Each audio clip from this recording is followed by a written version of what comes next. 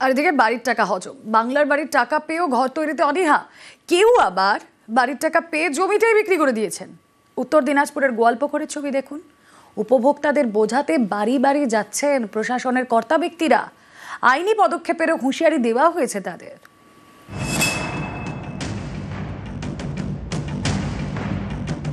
বাংলার বাড়ি তৈরির প্রথম কিস্তির টাকা দিয়েছে রাজ্য সরকার। টাকা পেয়েও বাড়ি তৈরির কাজই শুরু করেননি অনেকে। এক একজনের এক এক অজুহাত। এ ছবি উত্তর দিনাজপুরের গোয়ালপুকুরের।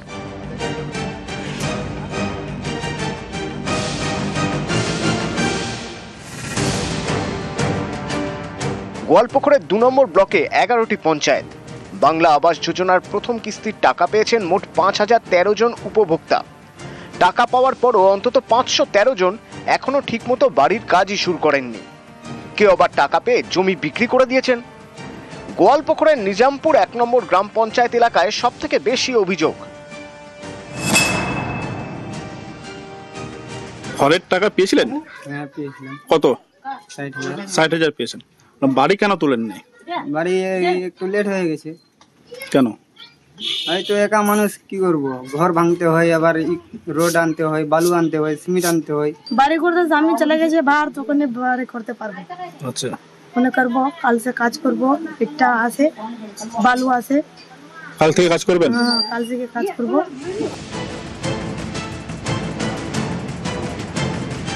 আর এতেই পঞ্চায়েত থেকে শুরু করে ব্লক প্রশাসনের আধিকারিকদের চোখ কপালে। বাড়ি বাড়ি গিয়ে উপভোক্তাদের সঙ্গে কথা বলছেন তারা। ধরানো হচ্ছে নোটিশ।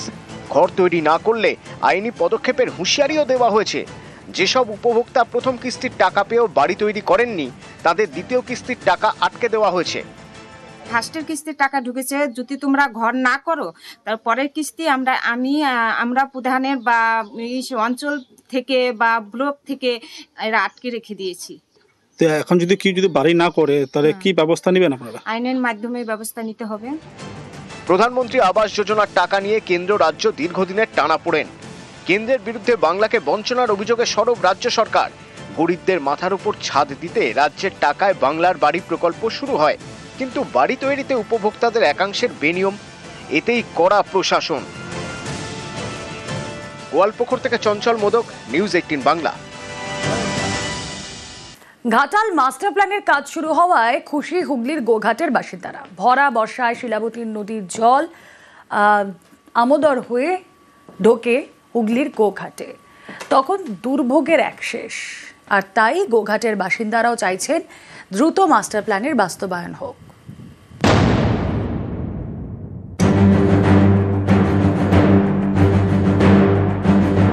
বর্ষা এলেই ঘাটালের মনে ভয়। শিলাবতীর জলে বানভাসী হওয়ার ভয়। তবে রাজ্যের টাকায় শুরু হয়েছে ঘাটাল মাস্টার প্ল্যানের কাজ। স্লুইস গেট তৈরির জন্য টাকা বরাদ্দ করেছে সেচ দপ্তর। এতে যে শুধু ঘাটালের মনে স্বস্তি এমন নয়, হুগলির গোঘাটও আশাবাদী।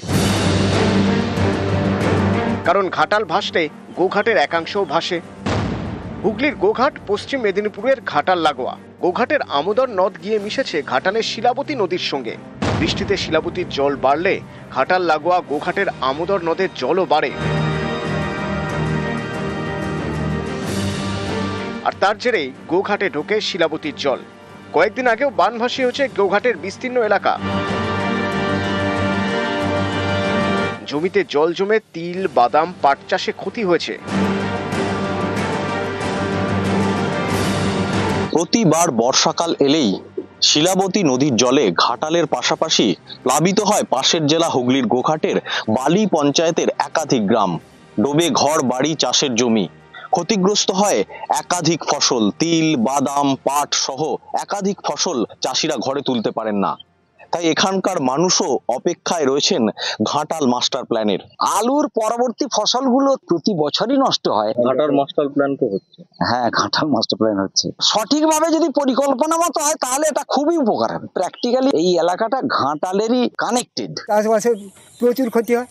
ফসল বলতে পাট, বাদাম, তিল এইসবের ক্ষতি। এই ঘাটাল মাস্টার প্ল্যানটা যদি হয় ভালোভাবে, তাহলে আমাদের এই গোঘাট থানা এটা দুর্ভোগটা ততটা হবে না। আমি চাইবো ঘাটাল মাস্টার প্ল্যান ভালোভাবে বাস্তবায়িত হোক। এর জন্য কেন্দ্র রাজ্য উভয়েই যেন হাত বাড়ায়। যদি ঘাটাল মাস্টার প্ল্যান আমাদের চালু হয়ে যায় তাহলে সবচেয়ে উপকৃত হব আমরা। ঘাটাল মাস্টার প্ল্যান যদি রূপায়ণ সঠিকভাবে হয় তাহলে তাদের আশা এই এলাকাও কিন্তু জলমগ্ন হওয়া থেকে রক্ষা পাবে। তাই গোঘাটের বালি পঞ্চায়েতের একাধিক গ্রামের মানুষ কিন্তু চাইছেন দ্রুত রূপায়ণ হোক ঘাটাল মাস্টার প্ল্যানের। হুগলির গোঘাট থেকে শুভদীপ ঘোষ, নিউজ 18 বাংলা। রাজ্যের সব কলেজ বিশ্ববিদ্যালয়ের ইউনিয়ন রুম বন্ধ রাখতে হবে। উচ্চশিক্ষা দপ্তরকে নির্দেশ দিল কলকাতা হাইকোর্ট। একমাত্র রেজিস্ট্রারের অনুমতি পেলেই ইউনিয়ন রুম খোলা যাবে, নির্দেশ দিয়েছে আদালত।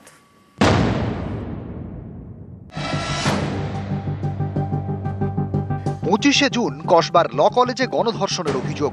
পড়ুয়াকে ইউনিয়ন রুমে নির্যাতন করা হয় বলে অভিযোগের ভিত্তিতে গ্রেপ্তার 4। এ নিয়ে জোর তোলপাড়। এরই মধ্যে বৃহস্পতিবার কলকাতা হাইকোর্টে ছিল একটি জনস্বার্থ মামলার শুনানি।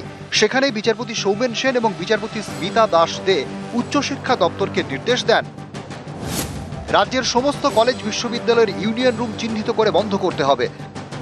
ইউনিয়ন রুম ব্যবহার করতে হলে প্রিন্সিপাল বা রেজিস্ট্রারের থেকে অনুমতি নিতে হবে। ইউনিয়ন খোলার জন্য থাকতে হবে অনুমতিপত্র। এর আগে আমরা যে জনস্বার্থ মামলা করেছিলাম তাতে রাজ্য সরকার শিক্ষা দপ্তরের থেকে একটি এফিডেভিট দিয়ে জানিয়েছিল রাজ্যে এই মুহূর্তে কোনো স্টুডেন্ট ইউনিয়ন নেই, কোনো স্টুডেন্ট কাউন্সিল নেই। কিন্তু তার সত্ত্বেও সাউথ ক্যালকাটা ল কলেজের ঘটনা স্পষ্ট করে দিয়েছে গোটা ঘটনা ঘটেছে স্টুডেন্ট ইউনিয়ন রুমের মধ্যে। তার মানে স্টুডেন্ট ইউনিয়ন রুম খোলা আছে। গোটা রাজ্য জুড়ে স্টুডেন্ট ইউনিয়নের নামে লাখ লাখ কোটি কোটি টাকা উঠছে। স্টুডেন্ট ইউনিয়ন রুমগুলো যেভাবে চলছে অবৈধভাবে চলছে। কলেজ এবং বিশ্ববিদ্যালয়ে পড়ুয়াদের জন্য ইউনিয়ন রুম। অভিযোগ, দীর্ঘদিন ছাত্র সংসদের নির্বাচনই হয়নি, অথচ কলেজে ভর্তির সময় ইউনিয়ন ফি নেওয়া হয়, খোলা রাখা থাকে ইউনিয়ন রুম। হাইকোর্টের নির্দেশের পর ছাত্র সংসদ নির্বাচনের দাবিতে সরব এসএফআই। হাইকোর্টকে স্বাগত। দীর্ঘদিন ধরে কলেজের ইউনিয়ন রুমগুলো ইউনিয়ন নেই, নির্বাচিত ছাত্র সংসদ নেই, কিন্তু কলেজের পর কলেজে ইউনিয়ন ফিজ নেওয়া হয়েছে। প্রত্যেকটা ক্যাম্পাসে এরকম 3-4টা করে মসজিদ আছে যারা কলেজ চালাচ্ছে। একদম প্রিন্সিপাল থেকে ফার্স্ট ইয়ারের ছাত্র সবাই এদের ভয় তটস্থ। এদেরকে একেবারে ঘাড় ধাক্কা দিয়ে কলেজ থেকে বার করা উচিত। অবিলম্বে ছাত্র সংসদ নির্বাচন করা উচিত। একটা প্রশ্ন চিহ্ন থেকে যাচ্ছে কোথাও, যে আমরা সন্দেহ আছে, কারণ পশ্চিমবঙ্গে যে রাজ্য সরকার চলছে, তৃণমূল শাসিত যে রাজ্য সরকার চলছে, সেই রাজ্য সরকার হাইকোর্ট থেকে সুপ্রিম কোর্টের কোনো নির্দেশকেই তারা মান্যতা দেয় না। তাই আগামী দিনে কি অবৈধ যে ইউনিয়ন রুম বা ইউনিয়নের ছেলেপুলেরা থাকে তাদেরকে নিষিদ্ধ করতে পারবে আদৌ রাজ্য সরকার? একটা ইউনিয়ন রুম কোনো পলিটিক্যাল পার্টির হতে পারে না। একটা ইউনিয়ন রুম সাধারণ ছাত্রছাত্রীদের জন্য হয় এবং সেটা তারাই নিয়ন্ত্রণ করে। আজকে একটা ইউনিয়ন রুম থেকে একটা সাধারণ ছাত্রের বিভিন্ন রকম কাজ হয়, বিভিন্ন প্রয়োজনে বিভিন্ন বিষয়ে স্টুডেন্টস ইউনিয়নে কিন্তু সবার আগে সাহায্যের জন্য এগিয়ে আসে। আমি নিশ্চিতভাবে তাকিয়ে রয়েছি আগামী শুনানি 17 জুলাই যে পরবর্তী শুনানি আছে তার দিকে। নিউজ 18 বাংলা।